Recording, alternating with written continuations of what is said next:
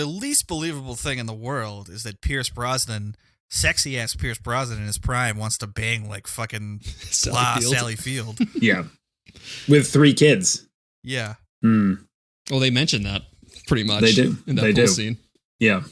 Yeah, but they didn't like take Sally Field's looks down far enough for me. We were actually saying that. It's like if this movie came out today, like Sally Field would be 20 years younger and just be like 10 times hotter. Like she'd be all airbrushed and, it'd be a completely different person. And it would still be Ron Williams too. But it would be like Sofia Vergara or something would be the wife. I was just going to say it would be like the dynamic between Al Bundy and Sofia Vergara in Modern Family. Yeah.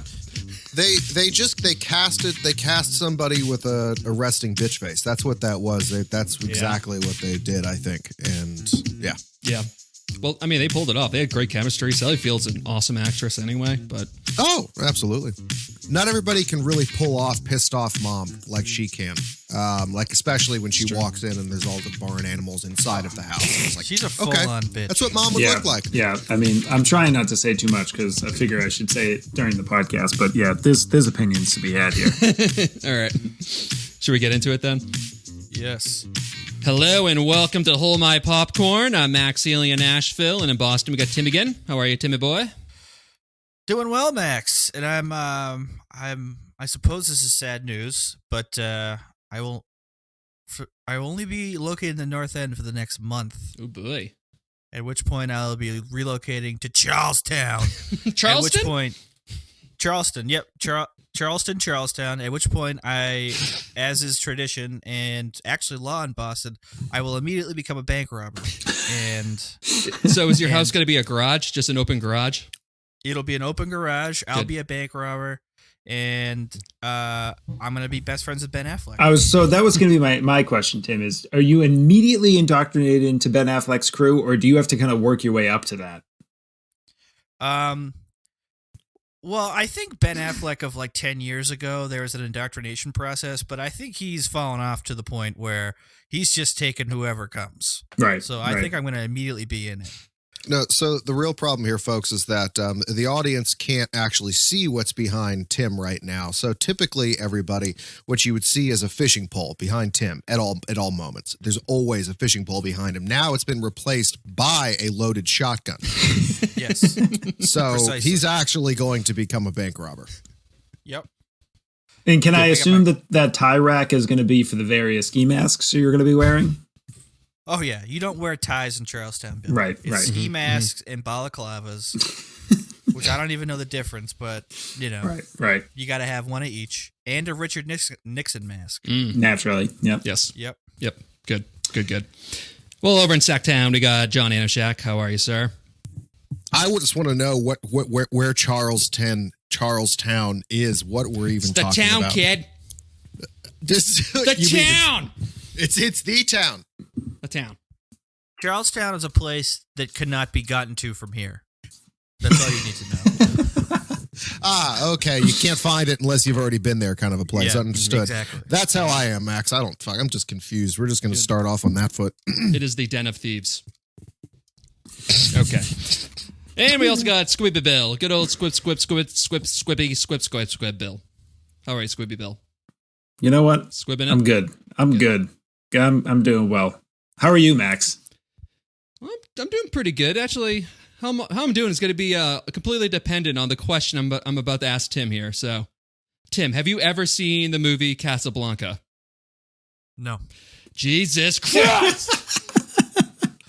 Max, it's pronounced Casablanca. Yes. We are a movie review podcast, and I am the only person who's fucking seen Casablanca. No, it's because we're modern, Max, okay? We're not trying to pull us backwards. We're trying to look forwards. You know what I mean? Right. I just want to say something here. Okay. I am the guy who loves Lethal Weapon. I don't like movies. I like Lethal Weapon.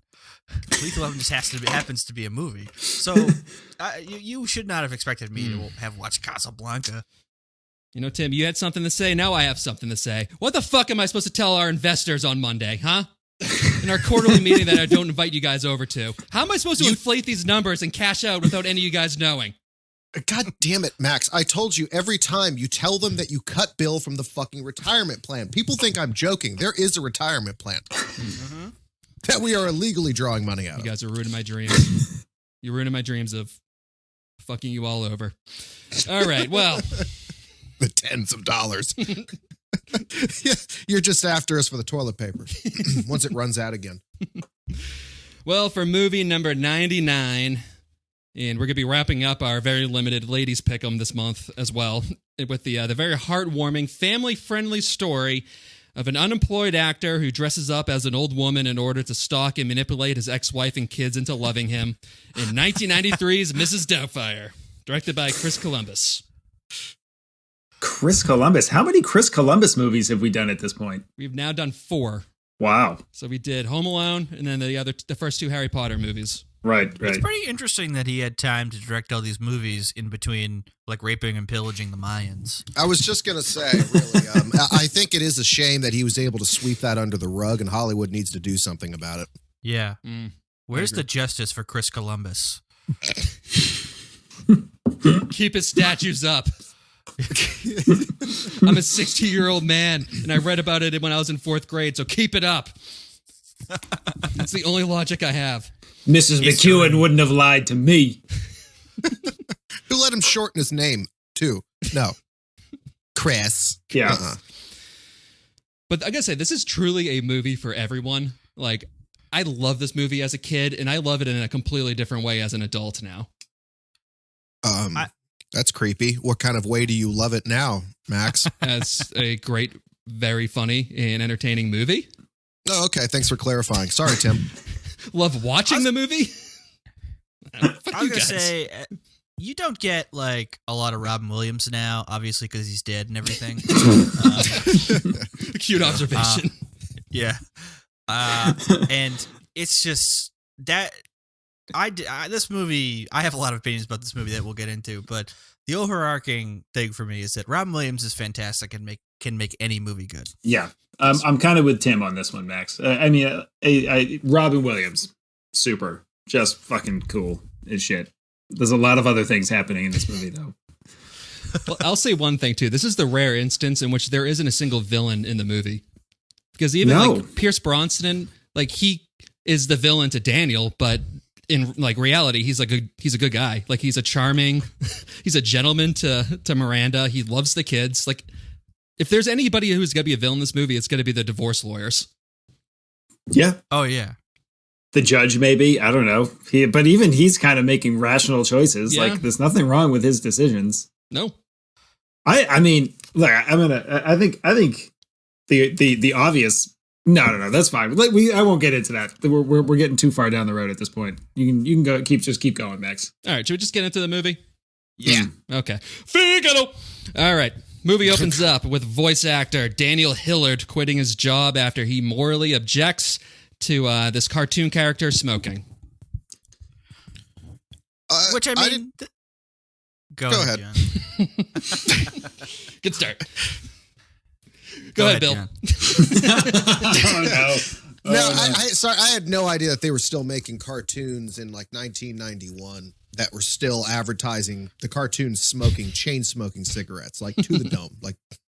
Like this poor little parakeet gets an entire cigarette forcefully shoved down its throat.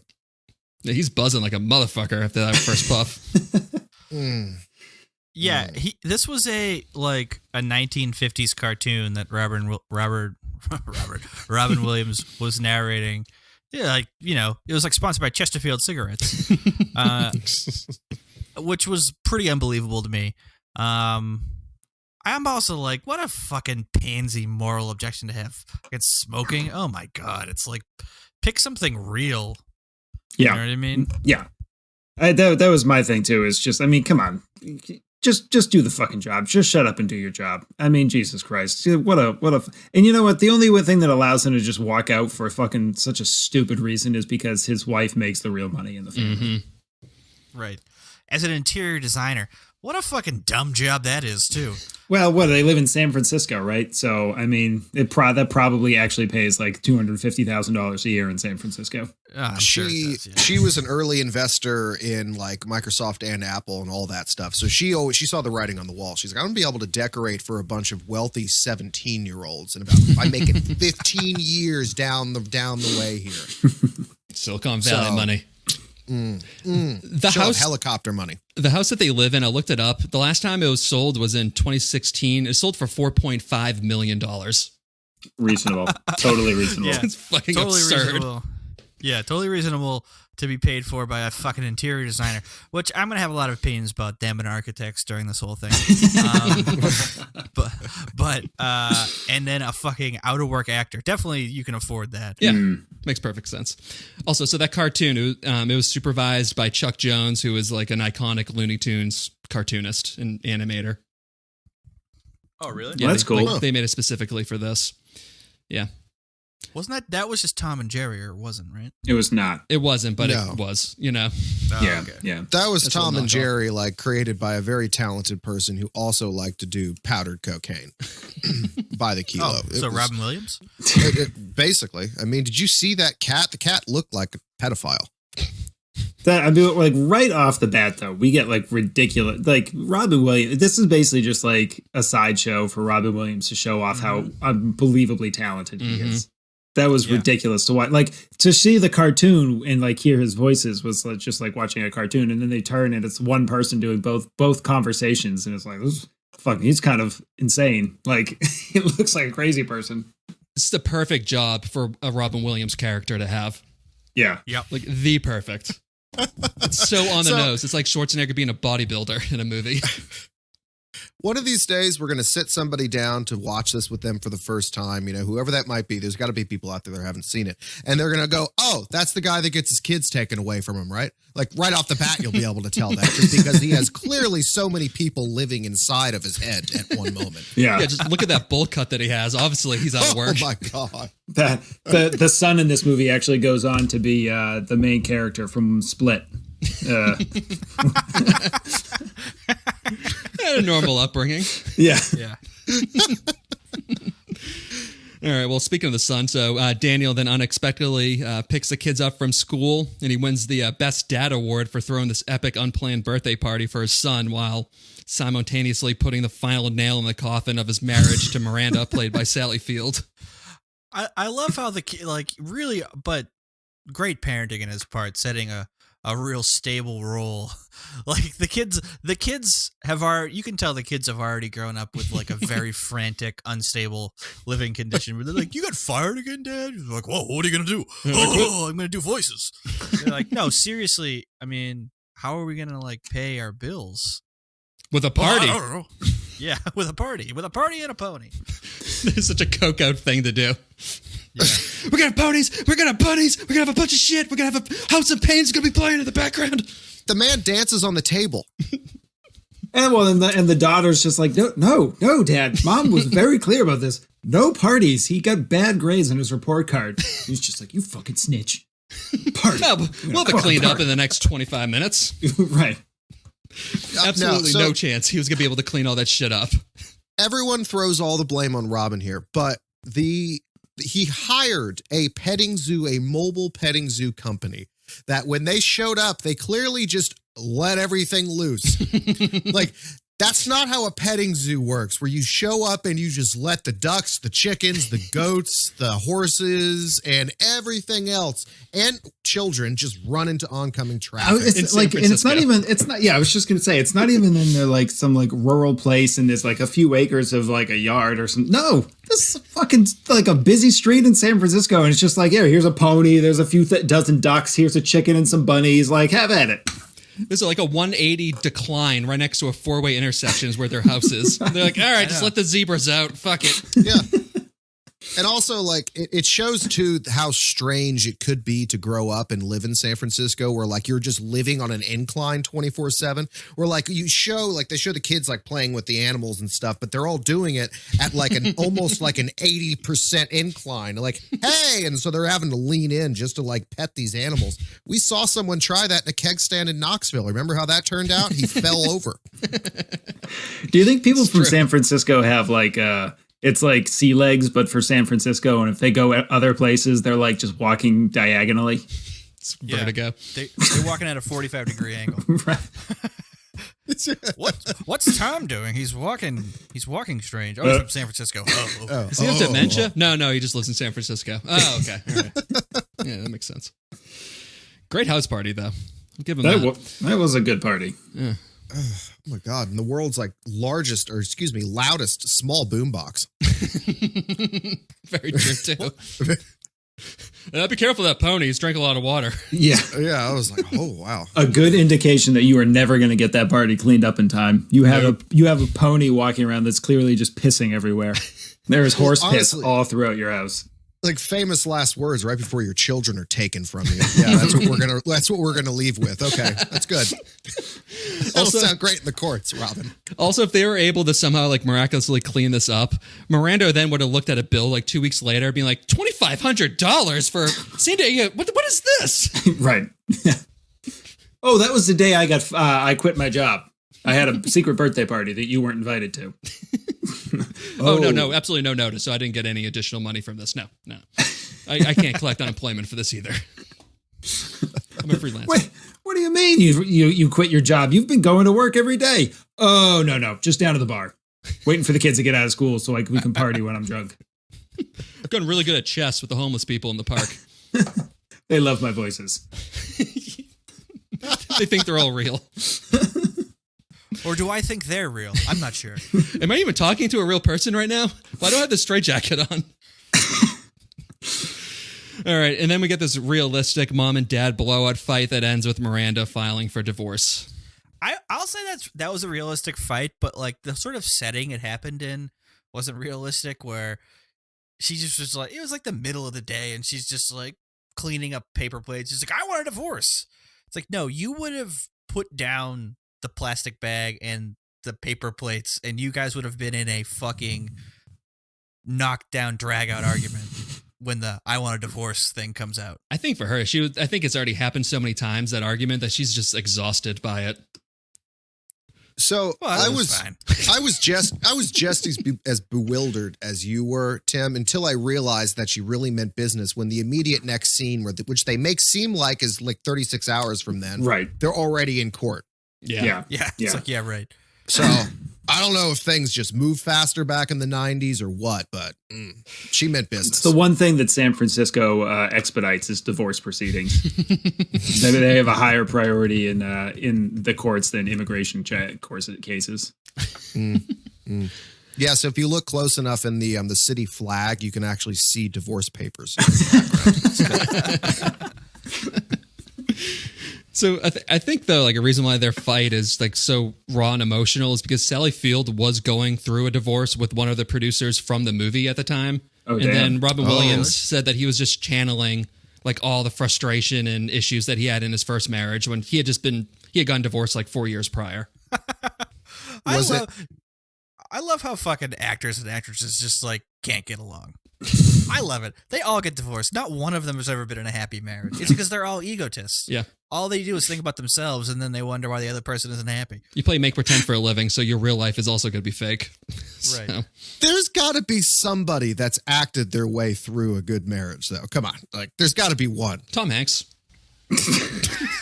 So that's his dark side. His dark side is going to come out like in his memoir after he dies. Like, I never loved my wife. I was responsible for Pizzagate. I used to get the kids in by doing the Woody voice. I don't know. He's suspicious to me. Tom Hanks is going to be like, no, really, I know Epstein didn't kill himself. Like, I killed him. Dude, Tom. All I'm going to say is like, look at Bill Cosby and then tell me the same thing doesn't happen to Tom Hanks in a couple of years. Oh, Oh boy, that felt too real. yeah, all right. Well, I felt that one right. In can't the wait for gross. people to be listening to this episode 4 years from now when they're like, dude, he called it. Oh, that's fucked. Come meet me in North Square if you disagree, Tom. Hey, you fucking pedophile, Tom Hanks. Meet me in Charlestown. Yeah, meet me at the top of the monument. First one to get thrown off dies. Oh, Mr. Wholesome Family Man. Oh, Mr. American Everyman. Blow me. You're hiding something. You can fool everybody else, but you're not fooling the tipster. He's touching some kind of kid. So for some of the listeners out there, it would be a pretty great scene if you took what you know Tom Hanks is compared with what everybody, the weight is that they have guessed of Tim. I think that the last estimate out there was like something above 1,000 quarter pounders or something of the sort. So imagine if you just had those two images in there. It's like a Goosebumps book. It'd be pretty great. God, I never know what direction's going to go in these episodes. Last week we did the Notebook and we broke our like all-time cunt record doing the Notebook, which was surpassed by our episode of Rudolph the Red-Nosed Reindeer, followed by fucking Hocus Pocus for the most times we said cunt in an episode. And then this week we're saying Tom Hanks is a pedophile. Always the kids' movies. You're welcome. It brings out the worst. Can anyone tell that we were raised in the 90s? Yeah. It is also Valentine's Day and we're recording this without our wives present. So, you know. As we said in the text chat, the greatest gift we could have given them. Yes. All right, and then we meet Daniel's fabulous makeup artist brother Frank and his wife Uncle Jack. And at this point of the movie, we realize that Daniel is just surrounded by success all around him. He's the only one who's a fuck up. Daniel's house or his brother's house is a fucking mansion on the highest hill of San Francisco. Dude, I love these two guys. These guys are easily spoiler alert, they're easily my favorite characters in the movie. Yeah. Oh, fuck you. You can't take that from me. Well, I did, John. I just okay. We're co-signing. Can we co-sign on them? Come on. Yeah, fly out to Boston tomorrow. I am not. Meet me at the top of the monument. We'll settle it. Oh, good. So we're just going to go up there. See, I know you're bluffing because if you called me to North Square. Oh, yeah. Okay. This scene, though, I always laugh when Daniel's brother just like mutters bitch under his breath and his mom overhears it. Yeah. It's always good. That guy Firestein is hilarious. He's great. Wait, is that the actor's name of the brother? Yeah. Okay. All right. I was just going to ask, who is this guy? Because, like, to me, he's just some random guy that seems to be in like every 90s movie or something. Yeah. He has some role. I always think he's in Independence Day. Independence Day. Yeah. That's the one that always comes up to me. Yeah, a couple of Disney movies. Also, how many, so here's the magic question though, really, the $1 million question. How many Newports does it take to get a voice like that? Oh my God. Yeah. That guy was in every gay bar in every state in the 80s, guaranteed. Yeah. Just a lot of menthol to paralyze your vocal cords like that. It's amazing. So the scene ends with Daniel saying, I know, Miranda, it's got to blow over. And then we cut to Daniel getting limited visitation rights every Saturday. Escalates fast. Yeah. She meant business. Yeah. She Fucking meant business. cutthroat. That's the thing that really gets me. Is like, I think that Daniel was being wildly irresponsible with that party, but like she came across as a real bitch in that scene. And I think that was maybe an intent. That was like, she comes into a party and it's just like, you know what? I'm sick of you treating their kids too well. I want a divorce. And then like 30 seconds later, also full custody, go fuck yourself. It's like, oh boy, wow. That seemed pretty unnecessary. That's what I thought. I was like, listen, you and him are not getting along, but to want full custody over the children, that's ridiculous. The guy's a great father. Yes. It's like the one thing he does well. Yeah, right. That's the only thing he's good at, really, besides voices and fooling everybody. She always seemed pained, too. When they always, like, cut to her, and she seemed pained during the court scenes. Like, she knew she was doing something wrong. I'm like, stop it, you dumb bitch. fucking crow feet Sally Field. Shut the fuck up. This is so hard to watch. You're controlling it. You're driving this. Make it stop. So here's the thing, man. She was making all the dough. She gets to drop it like it's hot when she needs to. She's like, nah, we're moving the family forward. Oh, Fuck yeah, this making shit. all the fucking dough. Picking rugs for someone else. What the fuck do these fucking people do? I swear to God. I work with architects and interior designers sometimes, and it's literally like these people are like the most delusional people in the world. Like, does this beam have to be there? Well, it does if you want the building to stand up, you fucking cunt. Max, we hit a nerve. Pull the plug. Abort. Oklahoma.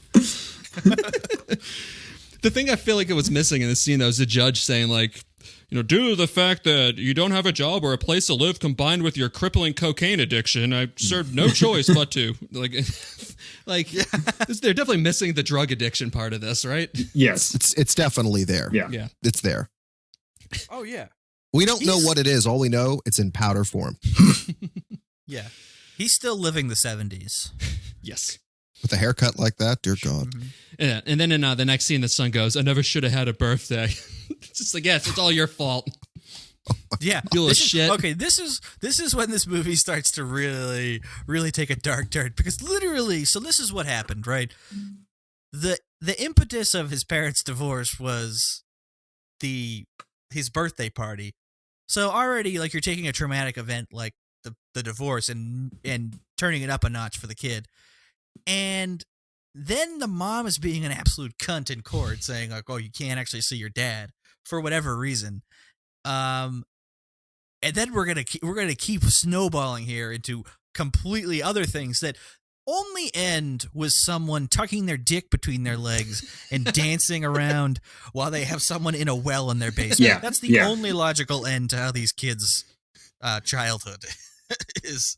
It all started on my 13th birthday. This is like the dark timeline in the Butterfly Effect movies, where like somebody ends up with like no limbs and they all end up like goths, and like somebody commits suicide. This is just not going to go well for any of these kids. Nope. No. Nope. All right, then Daniel meets the female Wolf Blitzer-looking social worker, where we get a showcase of Ron Williams' voices, including his dead-on impression of a hot dog. I mean, you could throw it down the hallway. I mean, it was good. It was really good. I think this is easily the funniest scene in the whole movie. I mean, it went downhill from here for me. It was still enjoyable, but like this was it. This is fucking. I just give me 20 minutes of Robin Williams doing impersonation. So basically, what I'm saying is, I want to watch Robin Williams stand up, not Mrs. Doubtfire or Aladdin. I'm 100% with you, Bill. I'm in total agreement. The fact that this like fucking corpse who's sitting on the other side of the desk didn't laugh at any of his bits, I'm like, you have to have a lobotomy to not laugh at least one of those like voices. Oh, what she did he was say to probably her? best actress in the room. Are you kidding me? She asked him like, do you think you're funny? And he's like, I once did, or something. I once did until today. Until today, Yeah. You've proven me wrong. Thank you. So good. Do you think there's any chance that he filmed that in front of her? Actually, she couldn't actually keep a straight face, right? No way. No. She might have seen some shit. Or maybe she can keep a straight face, because the only other thing I've seen her in is Liar Liar with Jim Carrey. So she's always just like the stone-faced person in front of the super silly guy. Could be that. That's a good point. Yeah. Okay. Guys, she's deaf, man. She can't hear any of it. That's why she's so good. All right, and then meanwhile, we meet Pierce Brosnan's character, Stu, who I'm guessing from the way it seems from the context clues, they used to fuck in college, right? Is that the deal? Yeah. Okay. When they were younger, it might have been college, it might have been who knows. But when they were younger, they were like doing bohemian Kama Sutra shit, back in their San Francisco opium den or something like that. No, they would do it underneath the lacrosse stadium. That's where they went. What? John said that as he's clearly texting on his phone. Yeah. I don't know. The phone is Something in front about of the lacrosse. camera. You guys could keep going. Yeah, don't mind me. I know I'm talking. Don't worry about it. I had a note and I couldn't find it. I got lost. At the tomato apartment. I have to make an appointment tomorrow for doctor. All right, I know we mentioned this before with the timing that like they go. It seemed like 36 hours, and they were in court over custody of the kids. But like they made a point of like the day that before she goes home to see the disaster of the birthday party, she finds out that Pierce Brosnan Stu is like going to be coming back into her life, and then like the day after or sometime after the proceeding or something. It seems like she started dating him before there was any kind of divorce going on underway, or there's some weird timing stuff going on here. She's very A-type. She's got her next step already ahead. Like she's already knows what she's going to be doing. She's like, I'm going to start fucking James Bond now. Yeah. This is like GoldenEye James Bond too. I know. Oh, dude. Nobody makes body hair look as sexy as Pierce Brosnan. Yeah. Him and Sean Connery, you know? Oh, well, he does it in a more round, voluptuous fashion. This one, it's like a chisel. It's just, Sean Connery does it more in a, this body hair is going to be on you.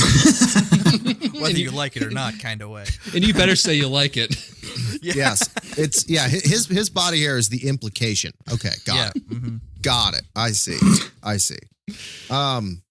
Yeah, Pierce, he stole my heart all over again, though. I forgot that he existed because he just decided to stop acting for so long. What happened to him, Max? I don't know. I think he's still doing stuff. Yeah, He was in Mamma Mia, as we know. Yeah, from our mini John. episode. Honestly, he falls prey to the same thing that happens to every James Bond. It's that you can't do anything after you've been James Bond because you're always James Bond. Except for Connery. Like Daniel Craig has been trying to quit that series for 10 years now. And he's just like, yeah, I quit. And then no one wants to put me in anything and I have to be James Bond again. That or they do the Tim Begin route of, I quit, what if we give you more money? God damn it, fine. All right. Yeah. I quit again, more money. Fuck! Yeah. Well, fine. All right, and then the kids are having Chinese takeout with Daniel when Miranda shows up an hour early after dropping the kids off an hour late, which leads to Daniel understandably getting pissed off, but accidentally taking it out on the kids. Yeah. That was hard to watch. Yeah. Yep. I mean, it was hard to watch. It kind of was. But at the same time, I'm like, the kids are being a bitch. It's like, oh, your dad that just moved into an apartment doesn't have his and just got dumped by his wife, doesn't have his life together. It's like, yeah, have a little understanding, you fucking rugrats. Well, I like that thing, like Sally Field gives him shit for how dirty the house is, and he's like, I was going for kind of a refugee motif, to, fleeing my homeland kind of thing. Yeah, which I loved. I was like, yes. Yeah. It's too dense to even get it. Well, I mean, so not only refugees not able to get 3-bedroom apartments, but who doesn't have a job is able to also get a 3-bedroom apartment in San Francisco. I don't care if it was 1991. What the fuck? Yeah, that's very true. He's got to be getting some money out of the. She's obviously making more than him, so she's got to pay him some, right? He doesn't have to watch the kids. I don't think that matters. She's rolling in it, so. Yeah, they didn't sign a prenup, so maybe he got some. That was my assumption. That's a good point, Bill. Yeah. Somebody get Preble on the line. Bill's thought about this. Oh, I got my cards lined up just in case. All right. Bill's like got like some ratio, some income ratio, at which point he's just like, all right, I'm out of here. Bill's just waiting for Pierce Bronson to show up in his life. Yeah, exactly. Oh my God. He looks at the family like an investment. He's like, oh, no, we're past the point where a lease makes sense. I'm going to go buy a family now. Bye. Sam comes home one day. Bill, good news. I got a pretty modest raise. How much? Well, it's like 75 cents an hour. 1 sec. That'll do it. We're gonna go and get a divorce. We're all set. Good. Divorce time. What? Yep. The numbers seem to check out here, so we gotta get a divorce. Why do you want this job? So my husband can divorce me. You're like the 5th person that's come in to say that in the last week. It's ambitious. All right. All right. And then Miranda mentions that she's looking for a nanny, so Daniel changes 2 of the numbers on her ad, which then turns into this montage of Daniel prank calling his ex-wife until he just beats her into submission with the sweet-sounding Mrs. Doubtfire voice. It was just hilarious. I loved all those prank calls. Those prank calls were terrific. So good. This is one of the few directors that ever like really allowed Robin Williams to do everything that he can bring to a movie. Like they were just like, just go wild, man. Like that's all we need. Come on. Yeah, he did. I got some trivia on like the actual number of it, but like he let him just go for it. Just like do whatever the fuck you want. They said sometimes they would have like 22 takes or 20 to 25 takes in a certain scene, just because he would just do a different take every single time. This is a movie that I would love to see the outtakes, the extras or whatever. It would be hilarious. Dude. Yeah. So, and I'd almost want to see the extras more than I'd want to see the movie. The rest of the plot. Yeah, exactly. Yeah. So Chris Columbus said that they had enough material that he could have made this movie into a PG, PG-13, R, and NC-17 movie. Holy shit. Oh my so Robin God. was clearly still drinking back then. Okay, got it. Yeah. Just doing whatever the fuck he wants. Gotta see that. Right. I know. They should do that for some like 30 or 40th anniversary or something. Yeah, absolutely. Put out a different rated version of it. Well, especially where like, most of the people that saw it when, if you were 7, 8, 9, 10 and when you saw this movie in the 90s, and you were the target demographic and you see it on like its 30th anniversary, then like you're now in your 30s or 40s, that's great. Beef it up a little bit. That'd be perfect. Well, also, I just want to see the NC-17 version of Robin Williams cross-dressing as an old woman with a pair of double D titties strapped to his chest. Like that's the image that I need. It's them actually showing him like with his dick out pissing. Who apparently he had a big old dick too, from what I've heard.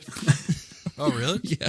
Good for him. Good for him. I mean, dude, honestly, you know how you know that? If you meet somebody and they have hair on their kneecaps, they got a big dick. Oh, man. Yeah. Dude, that's some I had leg a note hair. of that too. That's That's some literally leg hair hair. on the kneecaps. I'm like, holy shit. Like, Good Lord. that's a gene, okay? That is that's an additional gene that some people just don't have. That guy's Cro-Magnon or something. He's got something different going on there. Can we just talk about, though, real quickly, address the fact that this is a legitimately good idea and not entirely creepy if he just ends with the prank calls and waits a week and calls Miranda back and says like, hey, how's the search going? Any chance you'd reconsider me as a nanny for my own kids? You annihilate any competition. You show her all the hideous, worst possibilities, and then you suit yourself back in, not as a 60-year-old British woman. Just an option. This was like the first time that I kind of noticed that when he first meets her in person, he's trying to do that. Like he's really pushing for him, the dad, to be the babysitter. And he's just doing too good of a job as an actor. And he sells Doubtfire so well that they're like, you're hired. And he's like, fuck. Right. Yeah. Okay. You guys want to talk about the Frank Sinatra Luck Be a Lady montage, or should we just move into the next thing? It's just fantastic just to see him dressed as so many different women and he pulls all of them off, and that's what you get out of it. It's one of these wonderful things. Same thing like when he's going through all the different impersonations and voices in front of the lady who will not laugh at him. It's the same thing all over again, except he's dressed up as different women. That's all you need to know. It's Robin Williams at his best. The Barbra Streisand, the one, and when he's like the Latin woman, like that stuff is fun. That is so funny. This is kind of what I envisioned on my wedding day before the wedding was going to be like. I wanted two just fabulous gay men really pampering me, just like being like, I wanted like a scene where they're just standing looking at me and be like, no. And then they just go they do a flourish and a twist and go into the closet and they just rummage around. Like I wanted that. I feel like the Fab Five should do house calls. I think you'd be a great fit. Yeah, they would not be able to fix me. I can tell. Look at that haircut. I mean, Jesus, Tim, what were you thinking? I don't know. We're going to start by just cutting your fucking hair off, okay? That's where this is going today. We're going from a 1 all the way up to 12. Congratulations. And then after this interview, we meet the old creepy bus driver for the first time, who's just begging to get sat on by Doubtfire's big hairy ass. Yeah. Oh my God, that guy's great. Yeah, I don't know. I could have done without him in the story. That was something interesting. Well, like the second time around, like, I mean, even Ron Williams goes like, oh, Jesus Christ. When he opens the door, it's like, not again. Yeah, it's like, fuck. It's like the women, seriously, their entire lives are getting sexually harassed. Even when they're like old, wrinkly, and like, clearly a man, they're still. Yep, basically. Can't escape. Yep. they couldn't resist throwing in like her being hit on by somebody in this, and I guess that was the most delicate way to do it, where everyone was like, "Oh, it's an old man. What's threatening? Come on." Yeah. That old man knew he was a man. So It was San Francisco. mm-hmm. All right, and then Wolfus Blitzer shows up at her regular inspection that leads to the iconic yelling cake scene after Doubtfire's face is ran over by a truck. So Daniel improvises by dunking his face into a full cake and then yelling, "Hello!" Hello. Yes. Oh my God. It's not. It was Julia Childs. That was the inspiration, right? It was Julia Childs. I mean, he's so, watching yeah. Julia Childs at some point while cooking. Oh yeah. Yeah. So they have that homage, but yeah, it's a hello, and then all this stuff just dripping. Oh my God. Yeah. That woman is the dumbest person in the world. Yeah. to not see through this facade here. Yeah. Yep. They take a dig later at social workers for some reason, where they're like, "Oh well, of course, they're stupid Caseload. social workers." Yeah, I noticed that too. Whoa. So they don't treat, there's definitely a bias against social workers here. I don't know what producer got fucked over, but damn. Well, the average income medium in San Francisco in 92 is probably still like 120 grand, and this social worker's making like $7 an hour. So she's like, I don't get paid enough for this shit. Whatever. Are you touching the kids? No? Fine. Whatever. Cool. I'm fucking out of here. I'm out. I gotta go to my other deadbeat dad here. So I guess the whole like the cream like dripping off was all improvised because it wasn't supposed to happen that way. It was just all the camera lights were just heating up his face, so his face was literally melting. That's hilarious. And Ron Williams just rolling with Just it. went with it. Yeah. Yep. That was the scene that would have probably made it NC-17 if he hadn't never filmed. I mean, could you imagine how many fucking dick, cock, cum, and fucking bukkake jokes he would have gotten out of that in the span of about 30 seconds from Robin Williams? Look, I get your protein, dear.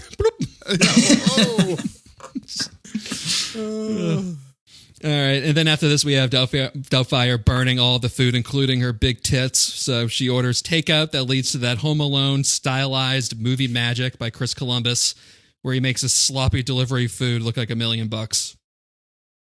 We need to take a moment to remember that Christopher Columbus was horrible, and no one should get over the fact and just say because he directs a good movie that he should get away with this shit. So, no. Mm-hmm. Okay. That's a good point, John. I think we should all take a moment of silence to think about all Christopher Columbus. We take a moment of silence to go back to something we talked about 20 minutes ago.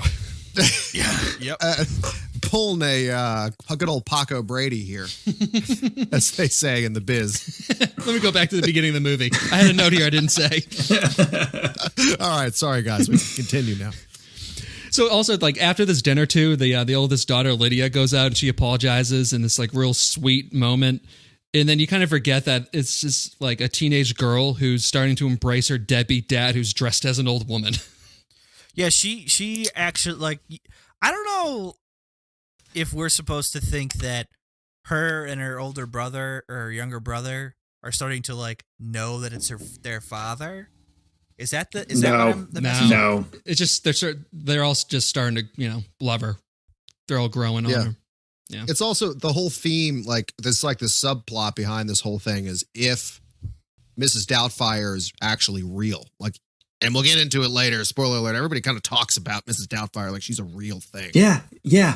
It's a weird. It's a little weird. It's a little fucked up. It's a little just a character. Fucked up. It's like drag, though. I mean, I know drag queens, and that's what they are. Two different people. Well, yeah, but that's not what this was. That's the thing. And like, I was gonna get into this later when they have that conversation, John. I know the one you're talking about. Yeah. There's a weird element going on there that does not feel like it fits with the story. I don't know what that's about. They just accept if Mrs. Doubtfire becomes like a real person, a separate character. Yep, exactly. So apparently though, that was also like offset. So Robin Williams' wife said the same thing. It's like when he was in that suit, he was not my husband. He was Mrs. Doubtfire. Like he was a completely different person, different mannerisms, like everything. Like he just really got into it. All right, and then we get the Aerosmith dude looks like a lady montage, which was probably this was one of my favorite parts as a kid. It was great. It's a great montage, but the fact that like I love the like how it ends with that guy trying to steal her purse, and he just goes, "Back off, asshole!" Yeah. And then like she composes her and just goes, "The little bastard." Well, also notice that everybody else runs away from him too. Yeah. Yeah. Yes. When he does that, Well, the guy there's does a lady in double heels take. next The guy to who him tries to just steal the running as purse is fast like, and he was like, "Oh, whoa!" The few times in the movie where he moves, like he just drops like into a mail register. It's like that is funny. So that is good. hilarious to see. It is good too. Because you get so used to the Mrs. Doubtfire voice that like you see that face and you just expect it. It surprises even the viewer, even though you know that's Robin Williams. It's very reminiscent to in the movie Tootsie with Dustin Hoffman when she's like asking for a taxi and she's going like taxi. There's also another thing too that is also funny throughout this movie is like when he got the delivery food is just seeing this old lady like run upstairs like 3 stairs at a time in like 2 seconds just sprinting.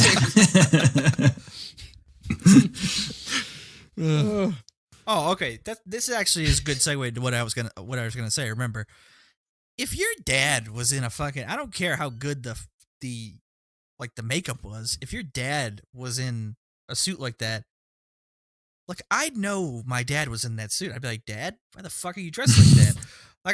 I'm sorry. Like you just can't hide your mannerisms like from your kids. Like that. The even if eyes, you're acting. It's the eyes, and also you would assume that he had done that voice at some point with the Yes. kids. Yes, absolutely. I mean, Here's the thing, though. He kept it. Ace in the hole. We all know that Dad cannot walk in 6-inch heels. He just can't walk in heels. It ain't happening. So that is the difference. Yeah, he'd be fucking falling all over the place. Yeah, same thing. Be like, yeah, okay, sure, Dad in heels. All right. And his dick would fall out, and you'd be Go like, fuck "Yeah, it's a yourself. guy." Get me a beer. Yeah, that's the whole thing is Doubtfire just adjusting her dress, going like halfway down the knee and just moving it. Right. Oh, and she never sits in front of the kids. She sits on the bus, and the guy pegs her hairy legs immediately. Just the way God made you. Yeah. I love that Mediterranean look.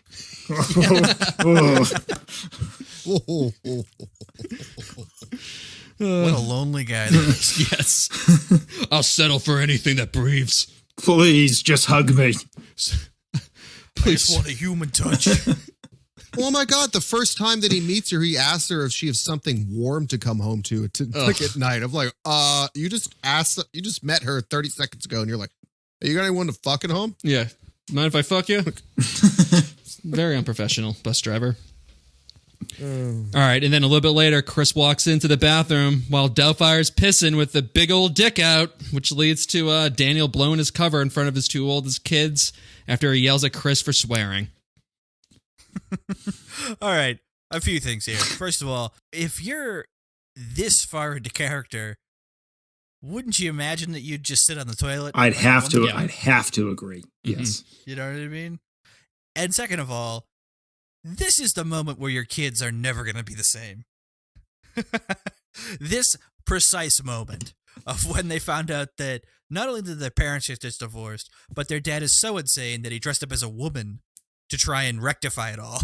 Well, this is when Chris turns into the Boston Strangler. And you learn by walking in on your dad peeing in the bath. Like, that's a memory that 100%, like, that kid's going to grow up and he's going to know consciously that this event happened, that his dad pretended to be a 6-year-old woman and was their nanny for a little while, and that transferred into a career for him. But he's going to repress that memory of walking in on his dad peeing in a woman's outfit for the first time. It's going to take years, decades of therapy to bring that back out to light. Well, basically, this is exactly what someone from the Deep South sees in their mind when someone says, like, "Oh, yeah, I was born and raised in San Francisco." Like, that's what flashes through their mind is just like, oh, immediately like, oh my God, that was your childhood. That's what they see is that, oh yeah, your father was a cross-dressing crazy person and your mother was an interior decorator who makes millions of dollars for rich people. What? So is this what they saw when they thought, transgender? I was just going to go there. Yeah. Oh yeah. This is what Republicans see as their typical transgender person is a man just dressing as a woman to get access to children. Yes. And cut around taxes. Right. That's also another thing too, is the fact that Doubtfire is it's supposed to be a 60-year-old woman. Like, what the fuck happened between like 1993 and now? But that's just a normal 60-year-old woman. Yeah, that doesn't really work too well. No. She looks like she's at least 80, 85. Yeah, I'd say, I mean, at least in the 70s. Minimum. Anyway. She's also British. Good genes. She's got some city miles on her. She lived through the Blitz. What's her fake?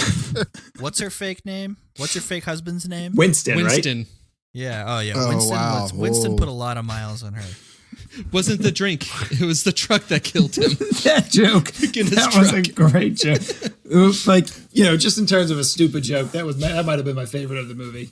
So it was quite literally the drink. I'm immediately giving away. She's like, that Sally Field would have been like, "Are you serious right now?" That's a Daniel You just have joke. yeah, Daniel, you have a fucking wig on and a mask on. Your stubble's going through the mask. I could see it. Yeah, you said that joke to me last year. And I think you said it in that goddamn voice too. You son of a bitch. Yeah. All right, and then we got Daniel talking shit about this boring dinosaur TV host in front of the TV station CEO, Jack Lundy, played by Robert Prosky. Prosky? Prostate. What's his deal? Am I supposed to know who the fuck he is? He was fucking, what's his face? So no, Rudy's the dad. answer is no. He was Rudy's dad. Oh No, it my wasn't. God. I thought he was. Rudy's dad was I don't know. Was it Robert What's- Are we gonna play the I don't know Yeah. this old actors We're game? all night? gonna play this game. I'm just being contrarian. You're fucking wrong. Fuck you. He's in Gremlins too. I know that because I just watched that Whoa, recently. all He's right, the other fair Dracula enough. guy. I'm just gonna latch He on was to not that in one. Rudy. Okay. Never mind. Fine. Wow. Okay. Look, we have All right, to we're we have to moving on. defer to Tim on this because Tim is the authority on Rudy. He loves that movie. Loves it. Nobody was in Rudy. The movie doesn't exist. I hate you, Bill. Biggest Notre Dame fan I know. That is still my favorite cold opening to any episode. All right, Bill. Meet me at the top of the monument. You're on the hit list. But I have a job. This is Daniel's It's problem. extenuating circumstance.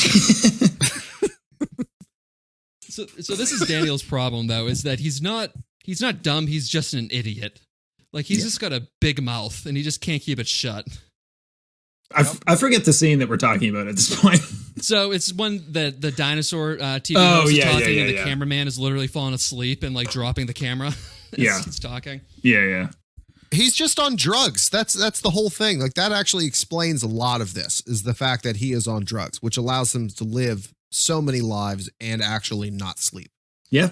I think that makes sense. Like I agree. Methish. Dude, this was the 90s. Crack was everywhere. You could just get crack, dude. They were like handing it out at the schools. You could just go walk up to school, go to the principal, and be like, give me some fucking crack. They'd be like, here you go. Like, come on. All right. Well, then we have another well-acted and emotional scene with Sally Field and Robin Williams where Miranda tells Doubtfire that she was working her ass off and advancing in her career while Daniel was in and out of jobs and just left her to clean up all the messes. And she needed to make a change in her life. Otherwise, her kids would have just grow up thinking that she was just a cold-hearted bitch. Right, which is fine. Like, get the divorce, but don't completely cut the dad out of their lives. Right. Yeah, you want your kids to think of you as a cold, or if you don't want your kids to think of you as a cold-hearted bitch, maybe don't like annihilate the guy that they love dearly. Just Agreed. a thought. Yeah, Agreed. that's a surefire way to make them think you're a cold-hearted bitch. Right. Yeah. Well, see, she was well on her way, though. See, her whole master plan was bait and switch. She was going to switch it out with a super rich, charming British guy that reminds you of James Bond. And bam, there you go. The kids never even realized what happened. That was her whole thing. She was moving real fast. I get it. We've all seen Pierce Brosnan's stroke in James Bond movies. Okay, I get it. She wanted that Pierce Brosnan like Brillo pad chest hair on top of her. But still, it's a bitch move to cut their dad out of their lives. Agreed. Agreed. It's also though, this is like where, I don't know, did you guys notice how Doubtfire like almost broke character here as well? Like after she says that, like his voice, and he goes like, like he fixes it because he's just pretty much saying like, why didn't you never tell me this? Like, Right. Yeah. I Well, would and have then, really appreciated some open dialogue with you. well, but she responds to that by saying that Daniel never takes any conversation seriously, and it's like, you know what? I can see that because you were pretty upset about the barnyard animal thing, and he was still fucking cracking jokes that were funny, Yeah, but maybe just not a good time. Yep. Again, cause for divorce, not child separation. Yeah. Also, Ned Beatty was the dad in Rudy. Really? Okay. Yeah. All right. There you go. I Max. was wrong. God damn Wow. it. I feel like we would have gotten a text at 3:30 in the morning if it took you that long to find it immediately. Like, no, How, that was an itch you needed to scratch. I'm happy you scratched it. how about the weird part? He asks, Mrs. Doubtfire asks Miranda how Daniel was in bed. Yep. That made my skin crawl. I don't know, like that was weird. That was super weird. And then she's like, it was fine. It was fine. It was just like, and they just move on from that, and just like, He's oh, like, oh, okay. okay. I don't know what the need was there. That wasn't funny. That wasn't emotional. That was just, He's a child. That's why. He's immature. yeah, And selfish. yeah. Yeah. Oh, God. That's when the NC-17 rating would have come in. How many times did you come with them, huh? Jesus, Mrs. Doubtfire. That's very intrusive. Well, what she says in response to like, oh, Winston's idea of foreplay was prepare yourself or something like that. It's like, oh my God, might as well ready. be like bite the pillow, going in dry. Oh, God. Yeah. In my darkest hours, I hear Derek say, prepare yourself. Woo! Squeal for me. Deliverance. Speaking of Ned Beatty. Yes, there you go. They got the same similar faces. Good God, purr to mouth. All right, and then at this country club pool bar, Doubtfire overhears Stu talking about how he loves the kids and his ex-wife, but Daniel's a loser, so Doubtfire then drunkenly bashes the back of his head with an orange. It was a fucking lime. It was He a fucking like lime? 95 mile an hour fastballs him in the back of the head with a lime. Yeah. Yeah, he Randy Johnson fastballs a lime to the back of Pierce Brosnan's head, which would have knocked him out. Yeah. And Pierce Brosnan. Limes aren't like squishy balls, and no one saw this I know. supposedly 85-year-old woman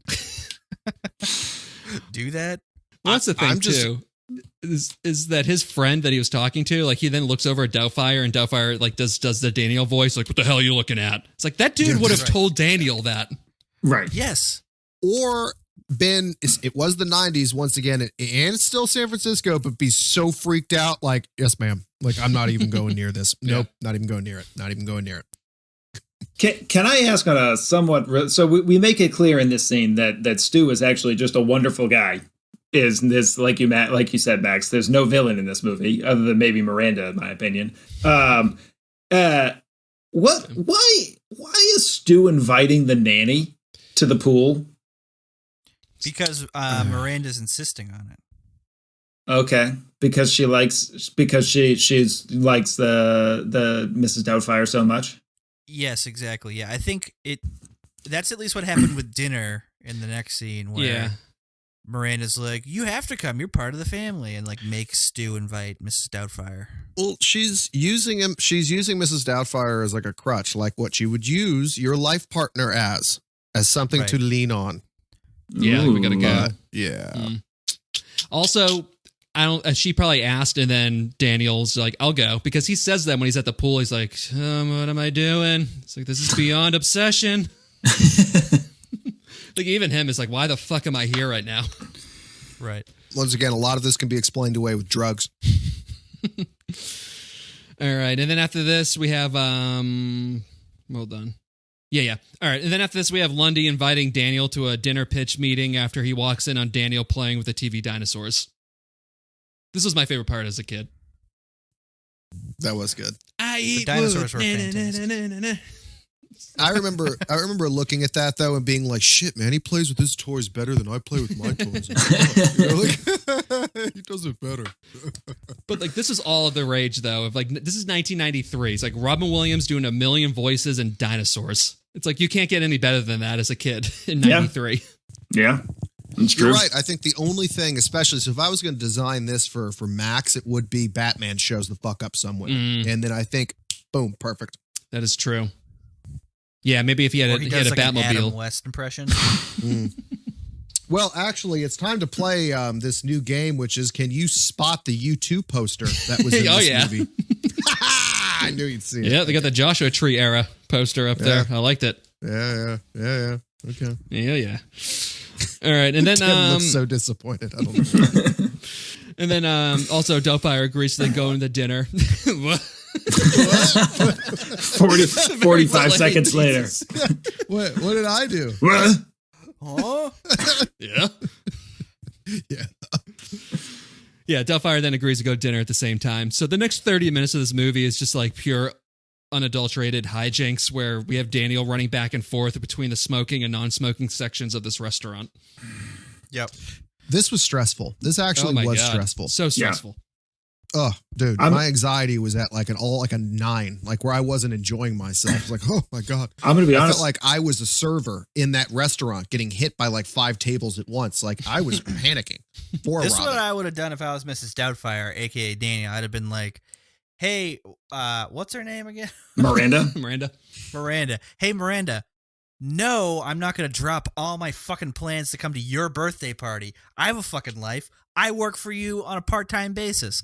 Shut the fuck up, you selfish cunt. Yeah. Yes. I'm going to be honest with you guys. I got like, as soon as I realized, I have seen this movie before, but I didn't really remember a lot of the parts, the plot. When I realized what the scene was going to be, I was fast forwarded. I couldn't do it. I couldn't fucking watch him like run back and forth between the bathroom and change 1,000 times. So I was like, no, this is going to be too stressful. It's not going to be funny. I'm not going to like any of this. I just fucking for like the HBO Max, you can't fast forward. It's 15-second intervals, so it's just like 15 seconds, 15 seconds, 15 seconds, 15 seconds. Oh, I've gone too far. 15. Oh, the movie's over. Fuck. It's done. It's over. So I always wonder that too. I'm like, why the fuck did he go? But it's because his daughter asks. He keeps on saying no, and then Matilda goes like, "Oh, can you please come with us? I would love it so much." And then he like looks at his little girl and he's like, "God damn it, I can't say no." Say no. Say no. Once again, this whole exercise that they have all gone through, and now that that some of the kids are a party to, is so unhealthy to the point where even Daniel is starting to forget who the fuck he is. Yeah. The kids and the mother later on, once again, talked about Mrs. Doubtfire like she just died and she's no longer around anymore. And Robin still doesn't know who the fuck he is. He just turns into Robert Downey Jr.'s character in Tropic Thunder. Yeah. Oh my God. He's the dude playing the dude who's playing a chick who thinks that she's another dude. I have to say, the best part of this scene, probably the best part of this movie is when him and Mr. Lundy are sitting there just having like a good old fashioned like Mad Men dinner, like double scotch, pounding doubles. Pounding doubles. And he's like, "Where'd you go?" He's like, "I was making out with this girl in the coke closet. I used to date her." And he's like, "Did you get it in?" Yeah. Hey, what about me? You got a girl for me? Yeah. They are just being like the most like toxically masculine, greatest scene ever. Like I loved every second of that. I wanted to be there so badly. Just like Mrs. Doubtfire died in the bathroom. I'm sorry. I'm moving on to bigger things. I got a TV show now, bitch. Right. I do like, though, that this guy's fucking radar is so strong that even clearly blackout drunk at this point, because he's had like fucking 6 doubles of scotch, that he's still, the second Robin sits down, spoiler alert, later, as dressed as, fucking Mrs. Doubtfire after getting caught. And he's like, "Why are you dressed as a woman?" And he's like, "Oh, what?" He sees right through it. Yeah. How old school are you that you could just see right through that? Where you're just like, "Wait, nah." This are the games that networks used to play with me back in the 60s. Oh my God. Oh, I'm not falling for this again. You think I'm going to have sex with you more than twice. You're wrong. Who put you up to this? Was it Chuck? Was it old Chuck at Channel 5? Huh? All right, well, you come into the closet and give me a quickie, and then we can get out of here. Give me an old Harvey Weinstein little jibba jab into a plant over here, and then we were good. You got yourself a goddamn picture. You put a lot of work into that outfit. You earned it. Where do you want it? Tell me where you want it. Tits or face? Oh my God. I don't know. No, Mr. Lundy. You know that son of a bitch Tom Hanks did the same thing to me a couple of years ago. Guy's a fucking monster. He ain't fooling me. Your tits look like pillows. Anyways. I eat pillows. I know that's a problem I have. Here's a fun prank to play on all your friends if you make your way to Amsterdam and you got one guy who just has to go to the red light district. Tell him that only the good ones have the blue lights. I've seen that. Mm-hmm. Right. By the way, Bill, so you were fast forwarding through all this. So I think you missed out on just all the head games that Doubtfire is playing with Stu. So I've seen this movie like 80 times, and I always forget like how vulgar she gets at this point when she's already starting to drink, and she starts telling Stu that Miranda has crabs and she uses an industrial-sized power tool as a vibrator. I did catch that momentarily. There was like a subtitle of the industrial size, and I was like, "Oh my God, this is taking a turn." Like, this is a kid's movie. Okay, you're gonna have some competition in the bedroom, and then what did you say? You got to bring your tartar sauce if you go down. If you go down on her or something. Yeah, because really? Of the crabs. Oh my God. Yeah, it's like, and then like he looks at her and he goes, crabs here. Jesus Christ. It's amazing. Wow. Yeah, Good and then, stuff. you know. Good wholesome comedy. Yeah. I know. ABC family Sunday movie night.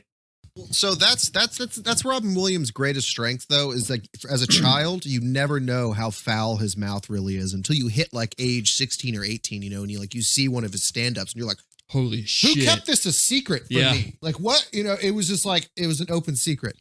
Then that just blew my mind when I saw it. It was like his 2001 Broadway? comedy, on Broadway special when I was in like 7th grade. I'm like, he's doing all the voices, but they're all like, he's swearing with them. I mean, he gets 5 minutes into that stand-up, and I think he's already talking about someone taking a load in their face. Yeah. Like, it's rough. And he's already completely boom! drenched in sweat. He goes through like a case of water in that special.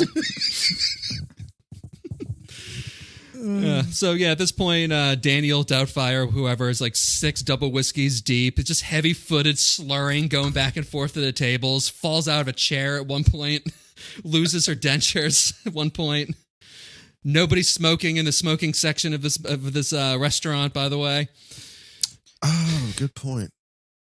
And then we get the murder attempt right after this. Oh my God. Yeah.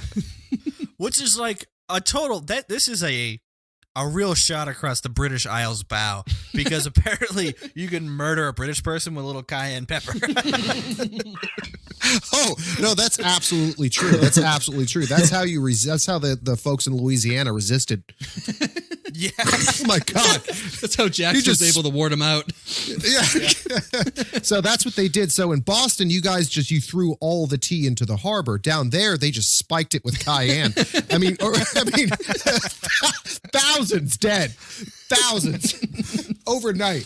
Gandhi actually never went on hunger strike. He just kept eating such spicy food that the British people assumed it wasn't real. It's more curry. Like, oh God, no! He just keeps eating trash. It's garbage.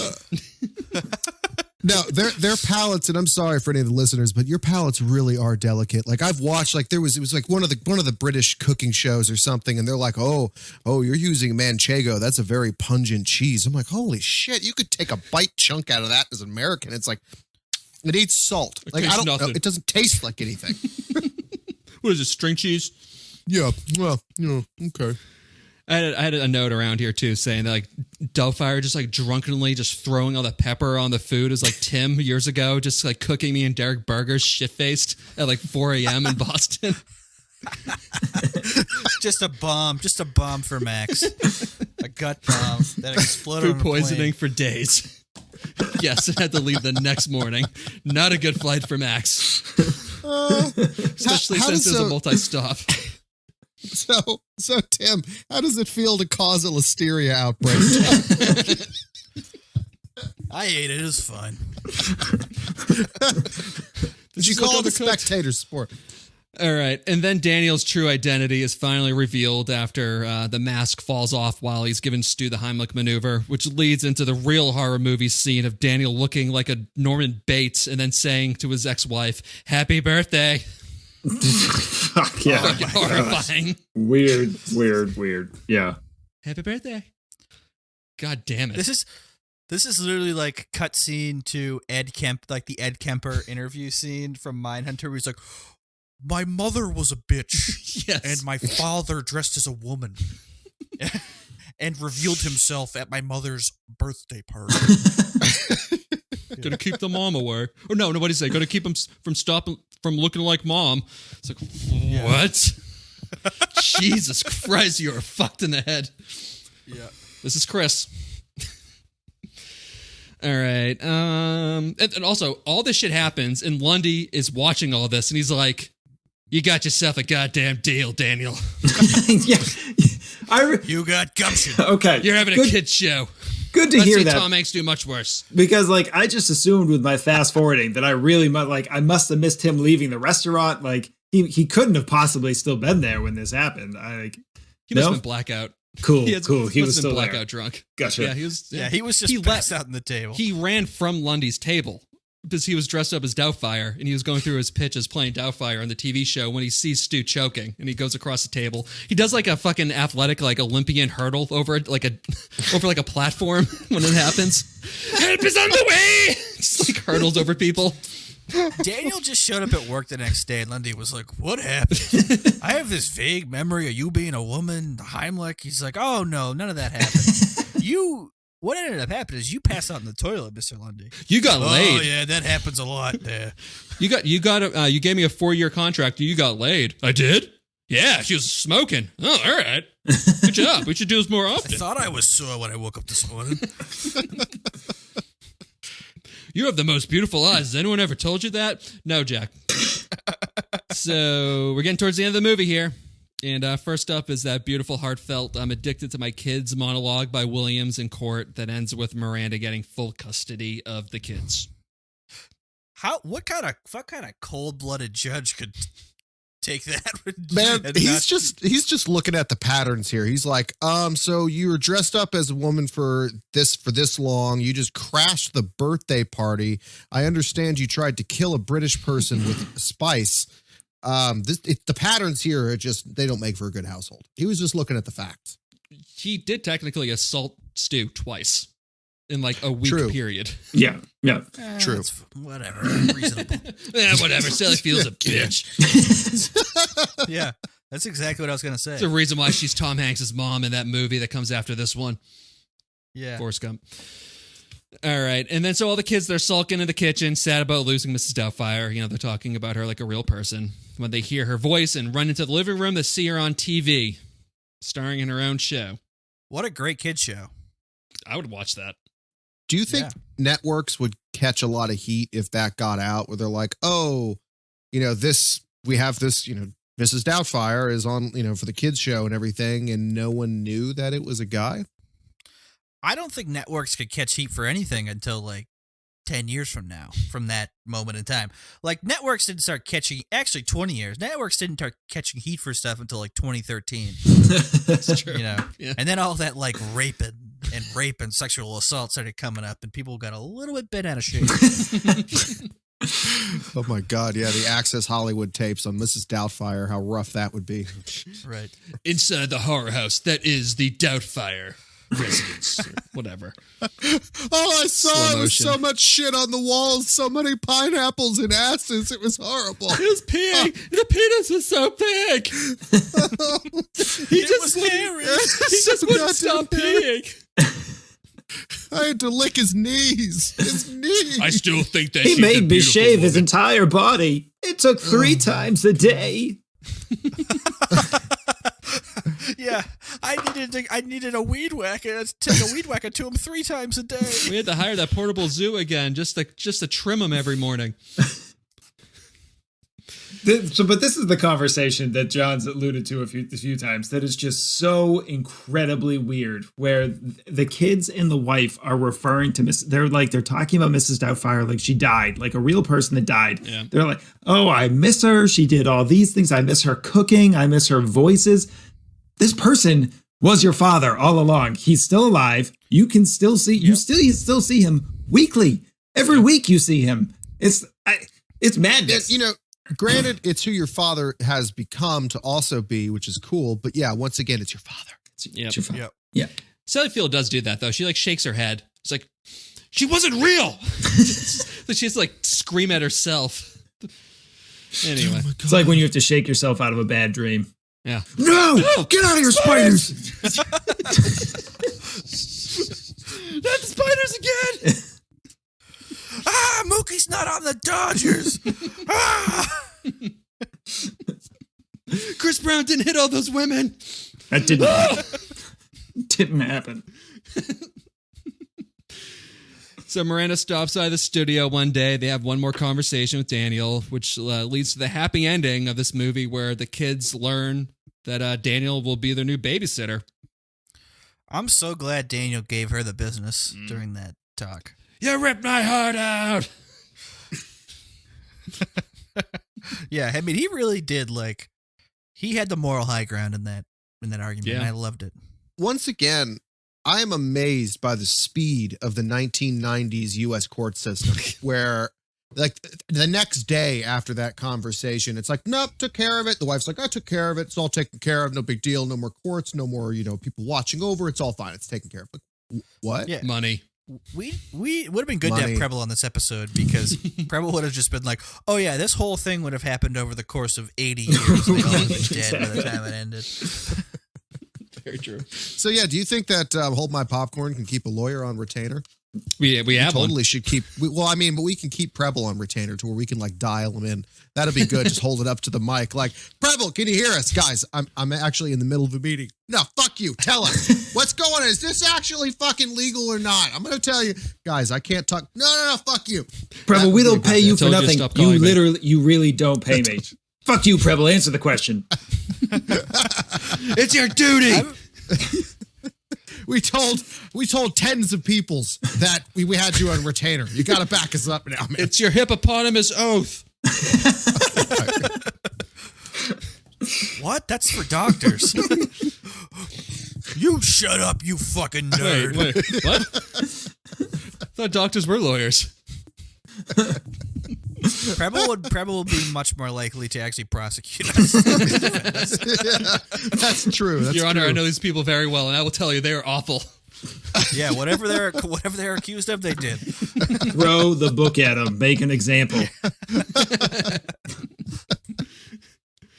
So then the movie closes out with Doubtfire on TV giving some heartfelt advice to this little girl about how love will always prevail, and we kind of just like zoom out and fade to black. Mm-hmm. Yeah. Mm. And then they Sweet just become ending. a normal divorce couple. Best case scenario for Daniel. He's hosting a high-rated TV show, and he also gets to see the kids, and he doesn't get to go to jail. Yeah. That was a lot of weird I shit like he it. did. Yeah. I don't even know if all of it was it even legal to do that. Any of that back in the 90s? Of what he did, Yeah, I think that's still all illegal today. got it. And Okay, it's a good to couple- know. yeah, impersonating I'm another person. I'm taking false notes, identity. just- Just take a Well, note I got a question for the for you, freeway. John. You know. I got You a got a question for you, John. Okay. Was he a white male? Tim's I don't like face. playing Jeopardy with you. It gets way too fucking deep every time. Yeah. Then guess what? He could do whatever he wants. Because white men get away with everything. I'm so sick of being kept down by white males as a privileged white girl. So sick of it. Oh, fuck. All right. Should we get into trivia? Yeah. Yes. Cool. So I was watching this serious interview that was hosted by Whoopi Goldberg with Robin Williams from like 2013 about, and he was talking about Mrs. Doubtfire and how one of the first times that he got the full suit, he walked into a San Francisco sex shop and tried to buy a double-ended dildo. And I guess he was going like, I'm sorry, dear. Do you have any without veins? Like he was like in super detailed. Oh my God, he beat Jackass. That's amazing. Love it. I've already said a couple of these. Blake Lively was a runner-up for the role of Natalie. Came down to her and Matilda, and apparently Blake Lively panicked when she realized that she would have to read with Robin Williams. Because she was a big fan. Yep. All right, gotcha. All right, Yeah. I was about to say, I thought he'd be like super easygoing, and people were like, "Oh, yeah, great, she was he won't freak starstruck. out." Yeah. Got it. Okay, that's fair. It took 4.5 hours to apply the makeup to Robin Williams. You mean he couldn't just run into a bathroom and quickly zip it off and zip it back on whenever he wanted to? Just like that? Wax on, wax off? If you did it the right way, like Buffalo Bill wanted to do it, he would have been able to. Yeah. It's a onesie. Yeah. It's a onesie human suit. This is great. The screenwriter originally left the movie after the studio said that they wanted Sally Field and Ron Williams to get back together at the end. But once they made that change and realized it was a bad idea, they brought the writer back. Yeah, that was a good move. Yeah, I was happy they didn't like have some fucking, I was happy they just worked it out. Yeah. They didn't have to fucking get back together. Yeah. Just be adults. Same. Let's all grow from this. Yeah. Tim Allen was a studio's first pick, but he turned it down. And then they also offered him the role of Stu back when the character of Stu was more of an asshole, but then he also turned that role down as well. They really wanted Tim Allen. No kidding. Mm-hmm. I can't see him being good in that role. No, in any roles most of the time. He's tough to stomach. I don't know why. I enjoyed Tool Time. Tool Time was good. Yeah, so originally this was going to be a spin-off from Tool Time where he and his wife got divorced and then he dresses up as a woman to see the kids, but like everybody on the Tool Time or on Home Improvement thought that was just a terrible idea. Yeah, that is a terrible idea. That's the single worst idea I've ever heard in my life. Wow. Yeah. Bad. Wow. I get mostly because everyone knows there isn't a soul in the world that would dress up as a woman to see Jonathan Taylor Thomas. Fuck that kid. Fuck him hard. What's he even doing now? Probably homeless. Or just making just bunches of money just off of residuals and whatever. I don't know. Is that show even on anymore? That's not. It's like really a not. syndication. And I've been wanting to watch it. It is. What channel? Is it Country Music Channel? I don't know. It's on 8-13 for me. It's one of the antenna channels that come in. It's the Laugh Okay. Network. Oh, all right. Laugh Network. It's on my black box I got. I got all 60 channels. We do feel real special that, you gave your wife the night off the hamster wheel, and you're actually going to use a few gallons of propane to make sure the generator's going, so you can come online and talk to us. Valentine's We Day. appreciate that. It's Valentine's Day. I thought I'd, give her the night off from that. She's cleaning instead. It's a lot easier on her. I threw her a chocolate. That should get her through the rest of the night. All right, and then the last one here is that in real life, Robin Williams left his first wife for the nanny, and his nanny turned wife was a producer on this movie. Wow. I love Hollywood. Hollywood's a terrible place. Oh my God, It's really it's so bad. Ugh. Yeah. It affected him too. So they had talked about making a sequel for years and they just couldn't figure it out. And I guess part of the reason why is like before Ron Williams passed away, like he had said that he was just done making movies because like he wanted to spend more time with his family. And he's like, there's just way too many demons come up whenever I have to hang out on a movie set. So That's a shame. anyway, Little did he know that he'd just be at home banging the nanny. All right, box office game, rapid fire edition. Let's go with Bill first this time. Bill, how much does this movie cost? How much did it make? It cost $50 million and it made $350 million. Yeah, way to squib it up, you squibby fuck. John, you know what, John? I don't know if you noticed this entire time, John, I've been agreeing with everything that you've said purely to try and be on John's team. God damn it, I didn't John. ask you to do that. No, John's you not a team didn't. player. I did it out of the nicest of my heart. But you know what? Fuck you, John. I'm on Bill's team again. Team Bill. It's the only team that matters. So you were going to leave your wife to come live with me? Is it what you're saying? Yes, I already bought my tickets, John. I don't know if they're refundable. Nah, dude, it's okay. You can't handle this, son. All right, Timmy, how much it cost? How much it make? John's like, I don't know what the fuck that meant. He's just walking away from the camera. Very confused by what was just happening on the screen below. Bill. It cost $75 million to make, and it made $207.6 million. Okay. Jenny? I think it cost $87 million to make, and it made somewhere in the ballpark of $250 million. Okay, so it cost $25 million to make. Boo. Domestically in the United States, it made 219. Overall, worldwide, it made 441. Wow. I was close. I think Bill was I was closest on both Yes. accounts. Yep. The lowest and Do you highest. know where was it like the biggest hit abroad? Do you have that in front of you? Like just general idea? Was No. it Europe? Like, Czechoslovakia, I heard. Mhm. oh, okay. Yeah.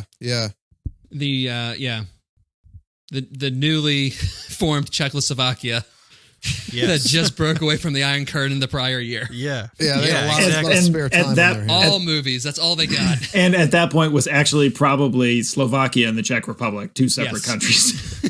Probably. Who knows their history? Yeah, you guys nailed it. I'm glad you're on my side here. They're all Slavic to me. Well, that's actually Mrs. Doubtfire was like it was part of the onboarding packet as it came to like, hey, welcome to not being a communist country. Here you go. First thing, watch this movie. Here's your Ron Williams movie. Thank you. So you know what joy looks like. Here you go. All right, and that's the other little mini segment here as far as the box office position goes. This movie was released on Thanksgiving weekend of 1993. It opened at the number 1 spot, and then it stayed at either the number 1 or number 2 spot for the next 11 weeks. Oh, number Wow. one. Number one. 1 or 2. It stayed. That's No, crazy. no, Number no. one, That's number just one. the trivia fact. It was either number 1 or number 2 for the next 11 weeks. Oh, I thought you. Fuck you, man. Almost 3 months though. That's crazy. Huge. Yeah. Big year. Oh, my All right, God. let's move to the next question. Who's your favorite and least favorite in this? My favorite easily are the Harvey Firestein and his partner there, the makeup artist. Fantastic. Uncle Jack. Least favorite is Miranda. I mean, she's a really, really bad person. Truly bad person. I'm going to follow that up by saying the exact same thing.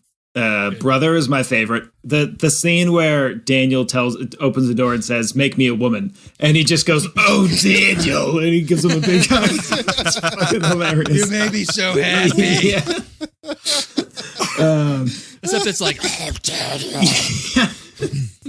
And Miranda's just a horrible bitch. So 100%. There you go. She's my least favorite. Oh my God. Jesus Christ. Valentine's Day, everybody. Woo! All right. Well, my favorite is same thing, Frank. I love him and everything he's in. He's always funny. He always just like steals these scenes. And like I found myself like thinking about that character like well after he was ever going to show back up in the movie. Like, and it was still thinking like, I wish he'd show back up. He was funny. My least favorite is Nikki for making us watch another movie that was basically a love triangle to just like tug on my fucking heartstrings. I didn't know whose side I'm supposed to be on. Fuck you. So my favorite will be Daniel as Doubtfire. I thought Ron Williams did a good job in this movie. And, Yeah, he did a horrible job, guess. Yeah, Max. whatever. I wasn't watching it for the whole Ron Williams part. I was watching it for the gay brother. Was You watching nailed it it, for man. Frankie Yeah. Boy. That's what the $441 million went towards. And my least favorite is going to be Parkinson's disease mixed with lifelong depression. Yeah. Yeah. Did Robin Williams have Parkinson's disease? He got Parkinson's and then he killed himself after learning that he got Parkinson's. Yeah. Oh, interesting. I still miss Ron Williams. He was like a family Yeah. member. Like, it hurt. That really hurt. And the last few years would have been so much fun to have him with Trump and like QAnon. To hear Ron Williams take on all that, it's just, Yeah. it Yep. sucks. It really sucks. That and Twitch. He would have been all over Twitch. I'm not going to make a Twitch joke there, but. All right, time for the Ew, whole my popcorn how ratings. Prepare to fucking- be judged. What is it, John? Fuck you, Max. All right. That's what it is. Fucking Twitch. That's what He loved video games. He had a daughter. He named one of his kids Zelda. Yeah, that's true. Doesn't mean that he would have liked Twitch. Fair enough. He would have liked Twitch. This is what we're going to fight about right now. Hold me Yeah, back, I'm Tim. not really interested in hearing this. Maybe you guys can do it later. All you need to do is throw in something about fishing and you're back in with me, buddy. Come on. All right, that's you the got episode. it, but you got it, man. Yep. What's the rating though? What would you guys give this? What would you? You guys know what to fucking do. Just do it. I'd give this one 2 pairs of fake tits out of Mrs. Doubtfire catching them on fire. I'm going to give this movie the 10,000 hours of therapy for those kids out of fuck you, John, you piece of shit. Yeah, I love that. I just give in to your hate, Bill. Just give, I feel your head, nigga. give in to your hate. Show me your tits, Bill.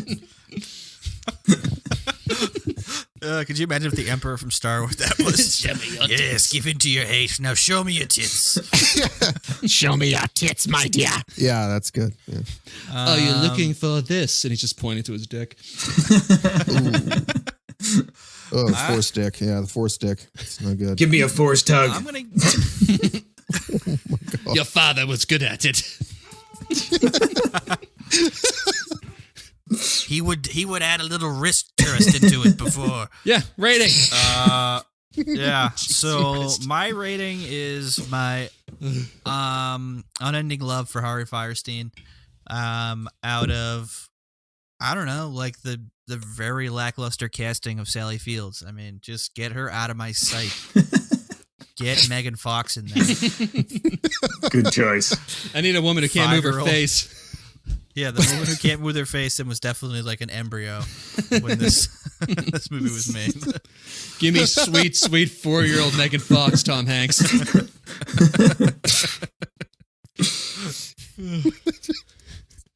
I swear to God, if there's some scandal that comes out between Tom Hanks and Megan, I'm going to be pissed. Dude, I'm gonna be doing the morning talk show circuit in like 5 years when this all comes out about Tom Hanks. I always knew it. I always knew. I was telling What everybody. from the rooftops. You Mr. didn't McGinn, what listen. evidence did you have? Dude, evidence? Look at the guy. I just knew it. Come on. Yeah, that's exactly what I was saying. That's exactly what a Boston guy was saying. Look at the guy. You can see it in him. What do you need evidence when you look like that? Come on. Yeah. I'm going to give this just one very understandable restraining order on Daniel out of just one request for me to never remake this movie. Oh, Hopefully they don't do are that. they considering it?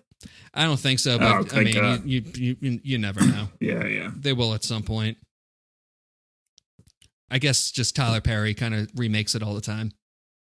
I guess that's true. Yeah, Big Mama says. That's a good point. I guess No, he no, took the it's hello from Medea. that scene too. He remakes Nutty Professor all the time. No, That's Eddie Murphy. that's Eddie Murphy. Yeah. Talking about. No, Tyler Perry remakes Oh, I see what you mean. Fair. Yeah. Yeah. I got you. I got you. Yeah. Now Tyler's got it. He's got it on lock. We'll let him deal with it. Mm-hmm. Wasn't there Okay. another one? Who was the other actor? Is it like Big Mama's House or something like that? Martin. is- That was also Eddie Murphy, wasn't it? Martin. What's his name? Oh, Martin Lawrence. Martin Lawrence. Yeah. That one's actually pretty funny.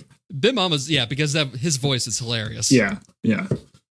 Oh, look at you! It's just like Martin Lawrence. It's still his voice. It's even deeper. It didn't even change it. Come on in, Big Mama's house. Like, Jesus.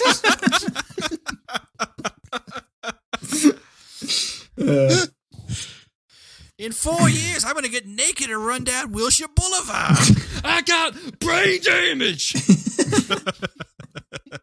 I can tell, Big Mama, you're drooling right now. Did we? All right. Anything else? Nope. So we do have some jelly to spread this week, which I'm happy to talk about because of Waymath, who stole our hearts, and we love you. You sent us when we were at our lowest, and you sent us a note, and just make sure, do as Max always says, tell your friends about us. We love you. Second, we also got a really kick-ass list from Nicole for some movies, and I couldn't figure it out. We haven't done Titanic yet, right? Correct. Hey, Correct. there's tits in that movie. There is. There are. So we got Tim signed up. Kate Winslet, Ready yeah. to go. Locked and Well, loaded. I'll watch the scene at least. So you got Tim's vote. He's part the way in. That's all it's going to take. We'll force him to do it. But for everybody else, as always, follow us and like us on the Twitter lands at HM Popcorn Pod and the Instagrams at holdmypopcorn_podcast. And lastly, always say hi. Email us at tdbackrow@gmail.com. Once again, Weymouth, thank you. And with that, deuces, fuckers. Also, Weymouth, thank you for phonetically spelling your name because I really did appreciate that. If you guys didn't notice all my slurring and stuttering that I did this whole episode. So thank you. Max, we were right there together, man. You couldn't talk and I couldn't put together actually coherent statements. So, All right, well, that'll do it for the episode. Stay tuned for next week because we're going to be doing episode 100. Didn't tell John this, but we're skipping your wife's pick because the movie sucks and she doesn't listen to the episodes anyway. So I'm about to get in trouble, like legitimate trouble. I tell her we did a great job and it was really good. And then, we just don't watch Serendipity with John Cusack. That was the pick. Put it on the back burner. Woo, okay, yeah, I'm gonna just sit here and think about how to finesse this one. Thanks. So we'll be back next Tell her week we'll after do it- John's dead. Tell her we'll do it episode 101. Yeah, we'll see what happens. Yeah, we'll see. What are you doing for Or just episode don't tell her 100, anything Max? and let her Do you figure it out on know? her Do you know what you're doing for episode 100? We're going to go No, of back to course Jurassic Park. You're what? We're going to go back No. to Jurassic Really? Park. Yeah. The first one? Yeah. I think I want to do this every 100 episodes. I want us to do Jurassic Park. I think it would be funny. I'd redo Jurassic Park. Okay, So that's fine. We're Yeah, going I to can do that. Derek already agreed to come on. We're going to try to get Preble on. We're going to have the whole gang. It's going to try and make it a big super duper episode. So stay tuned. Yeah, and I'll do trivia. Oh yeah.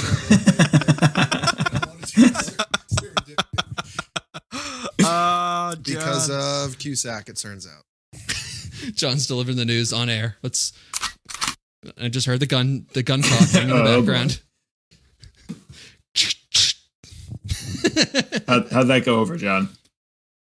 He's shaking his head no. This is the man we'll whose throw soul one has in. left his body. John, tap twice if you're in trouble. Oh boy. So we were going to do Serendipity, but we're going to do Jurassic Park instead. Is that cool? Tell her it's Jurassic Serendipity. You're going to come back next week. All right, and for episode 100, we did Serendipity. I'm John Anishak. Nobody else is on the show this week. I'm just going to be telling you what I see on the screen because I don't know how to host a show. So I'm just going to watch the movie John and has two black eyes. don't mind all the whispering and whistles in my voice. I have no teeth. All right, well, with that, happy Valentine's Day, John. Guten Tagen, happy Bye-bye. Valentine's Day. Squib out. Squib.